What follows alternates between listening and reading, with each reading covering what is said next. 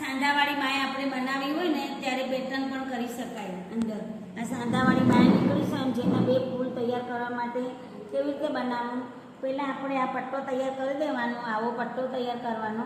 પટ્ટો તૈયાર કરીને પછી લેસ નાખીને પછી આના પર આમ સિલાઈ મારી દેવાની. એટલે તમારા સાંધાવાળી બાય હોય ને તો પણ તમારા અંદર સેટ થઈ જાય.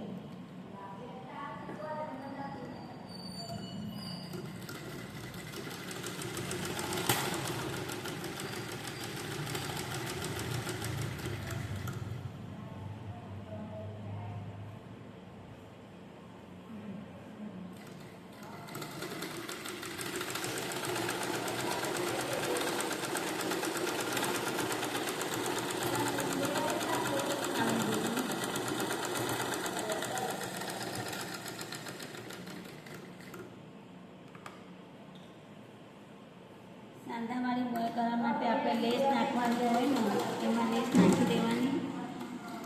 પછી તમારે બીજું ભાગ લઈ લેવાનું. બીજું ભાગ લીધા પછી તમારે અહીંયા લેસ કે પછી બીજી લેસ આપણે સામેથી બીજી પણ લગાવી દેવાની. આવી રીતે લેસ નાખતી વખતે તમારે બે લેસ સામે સામે લગાવી દેવાની.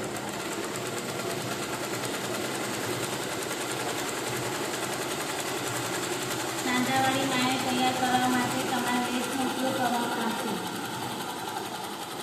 બટન પણ તમે લગાવી શકો છો. બરાબર. હવે આ લેસ તમારે તૈયાર થઈ જાય એટલે આમાંથી આપણે કટ કરી દેવાનું. આ ભાગ આપણે કાપી દેવાનો, અલગ કરી દેવાનો.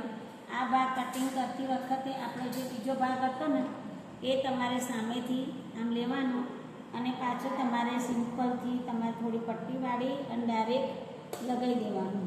જુઓ આવી રીતે. એટલે તમારે સાંધાવાળી બાયમાં તમારા ડિઝાઇન જેવું આકાર આવી જાય. આ પટ્ટી વાળીને એના ઉપર સેમ એટલે આવવું જોઈએ. ખાલી આ સિંગોડા દેખાવા જોઈએ. બરાબર. સાંધાવાળી બાયમાં તમારા સીધા પટ્ટા લેવા માટે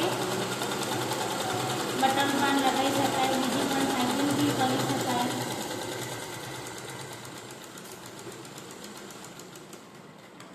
આ જો બાયો ભાગ આપણે તૈયાર થઈ ગયો. જુઓ